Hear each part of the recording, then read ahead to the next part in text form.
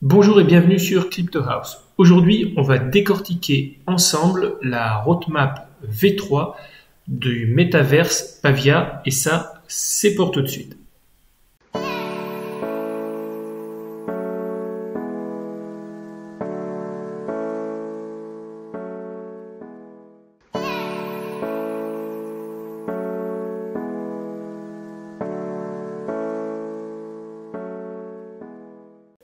On va démarrer la roadmap pas tout au début, mais on va la démarrer maintenant au point numéro 4, qui vient de se terminer il y a quelques jours en février.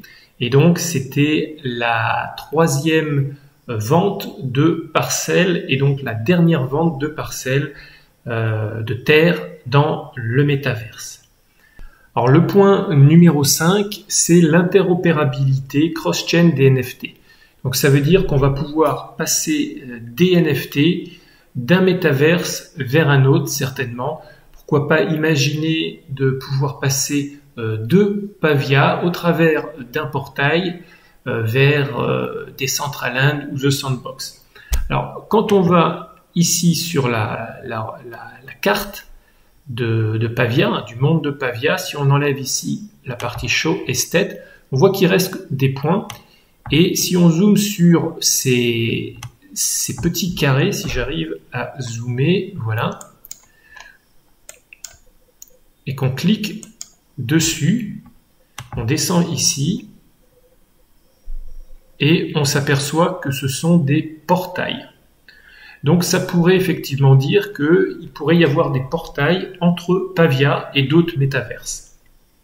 Le point 6, c'est la mise à jour de la partie smart contract des tokens Pavia. Bon, on verra ce que ça veut dire exactement. Je n'ai pas plus d'infos à ce niveau-là. Le point 7, c'est la version 1 des outils pour construire les PCA, pour Pavia Compatible Assets, donc les objets Pavia compatibles. Et on a un petit aperçu ici quand on va sur le site sur Pavia Scene. Donc ça va être des outils qui vont permettre aux développeurs de construire les NFT sur Pavia, donc de construire des bâtiments, de construire des objets.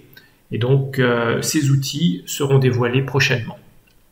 En 8, on a le snapshot des propriétaires de parcelles qui sera suivi d'airdrop aléatoire de NFT. Donc si vous êtes propriétaire d'une parcelle, il y aura la possibilité de recevoir gratuitement des NFT et peut-être que ce seront des NFT de Cardano Kids parce que Pavia a acheté donc le projet Cardano Kids qui est un projet qui construit donc des NFT. Alors, est-ce qu'il y a un lien entre les deux? Ça, on le saura prochainement. En point 9, donc, il parle de place de marché pour les smart contracts et les solutions déjà prêtes pour les propriétaires de terre. Alors, ce qui existe déjà, si on va ici dans Tools, il y a ici cnft.io, donc qui est déjà une marketplace, notamment par exemple ici pour acheter les parcelles de terre.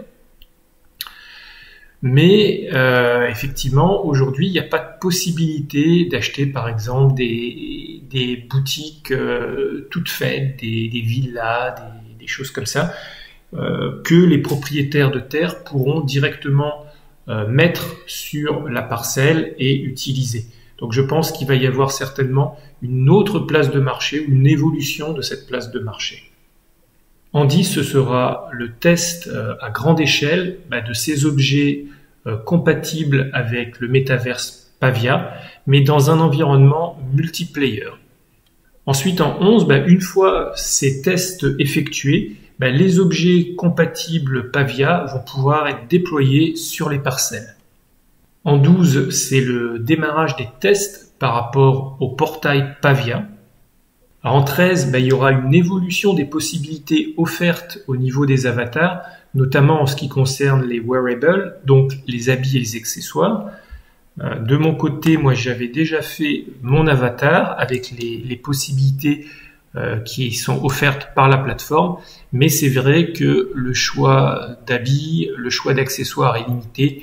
Donc là, je pense qu'ils vont peut-être ouvrir ça, par exemple, à des fournisseurs externes. On voit que sur Decentraland, sur The Sandbox, il y a des marques comme Puma, Adidas ou Gucci qui ont des accessoires qui peuvent être achetés dans le métaverse. Donc peut-être que là, ils vont aussi agrandir le choix des possibilités. 14, c'est l'annonce de la date du lancement de la version complète de Pavia. 15, ce sera le premier événement dans le Pavia Plaza. Donc si on va sur la carte ici, cette partie-là, c'est le Central Plaza. Donc le point principal de rencontre ou d'arrivée dans le métaverse. On arrive petit à petit vers le 4e trimestre.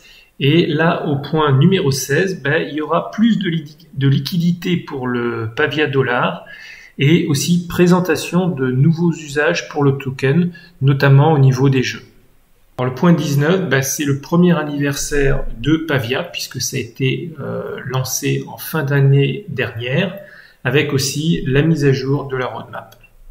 Si vous avez aimé la vidéo, n'oubliez pas de la liker, de vous abonner à la chaîne, et je vous dis à bientôt pour d'autres vidéos sur d'autres projets, et puis sur Pavia, parce que je pense qu'il y aura encore d'autres vidéos sur Pavia très prochainement. Ciao, ciao!